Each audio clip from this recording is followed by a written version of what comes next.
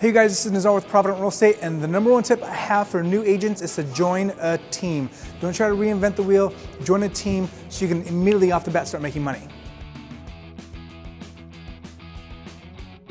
So the tip I have for making money now is to do open houses. Open houses give you an opportunity to be able to meet people face to face. So when you get to meet face to face, you get to use all of your communication skills, both your what you're saying, your tonality, and your body language. You get to meet with people that are looking to buy today. So both buyers and sellers come to open houses. So be prepared, and that's where you make your money.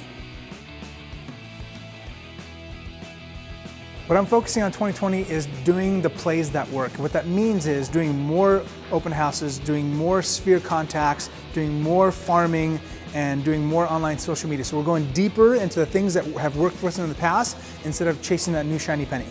Wait. Before you leave, I want to share some more tips and tricks that we're using in our business to take it to that next level. Just click right here. And don't forget to subscribe. Click right here.